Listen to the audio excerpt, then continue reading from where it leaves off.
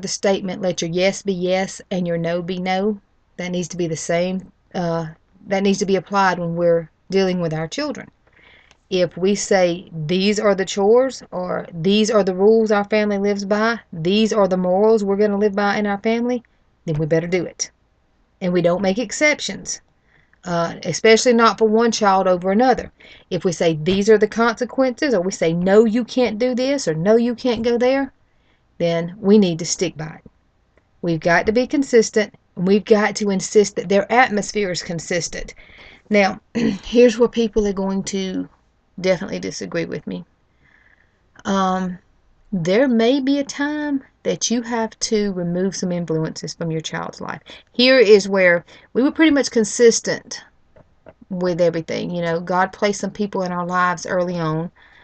I read a lot of wonderful books by Dr. James Dobson. I would probably say the beginning of my parenting years, everything hinged on whatever Dr. James Dobson said.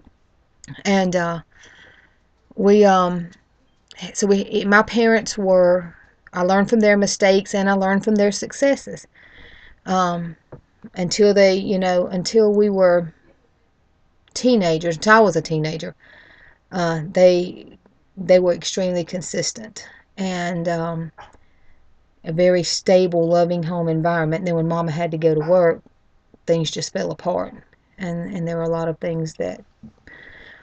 mistakes that were made. And she'll admit that too. I'm not blaming them or accusing them, but she'll admit that there are mistakes that were made, and that's caused some of the I don't want to say problems, but it's caused some of the inconsistencies in our family now. and it's caused some, relationship issues and stuff that stem from that. I'm not saying that the bad choices people in our family made has to do with mistakes my parents made. But the other thing is they got out of church and they got away from Christ. So that'll be the last point for Christian parents. The last point of this series will be for Christian parents only, obviously. But anyway, let your yes be yes and your no be no.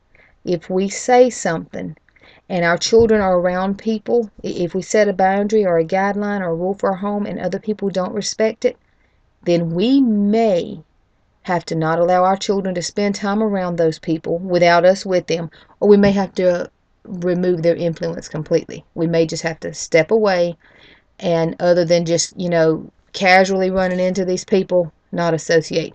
And that's tough when you're a pastor's family, because you want to love everyone in the flock, and you want to minister to everyone in your flock. But anyone who's in church, I'm not being mean, it's the truth. Not everybody in your church agrees with how you're gonna, if you're highly moral and you're highly conservative, not everybody agrees with that. And people think you're crazy if you do not conform to what's normal in the world. People think you're crazy. And if you choose to take a stand on what you believe, you're going to have people who disagree heavily with you.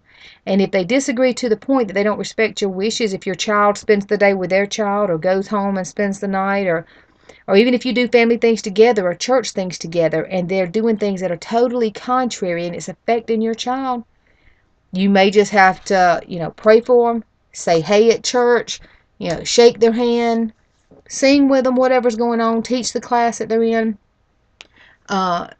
fellowship with them there at church. But outside the church, you may not be able to fellowship. And if they're not going to respect your wishes, that's their own fault. And even at church, there were times that when there were a bunch of kids playing outside church, mine could not go out unless me or their dad was out there watching them. And when the other kids got older, Tori couldn't go outside and just hang with everyone unless one of her older siblings was watching her, so that I could make sure that people who had negative influence over them, it didn't affect her. Same way with the older kids. We did not want that affecting them to the point that they begin to think certain lifestyle choices were okay. So we've got to be consistent in the type of people we let our kids spend quality time with. And there may be some times family gets angry with us.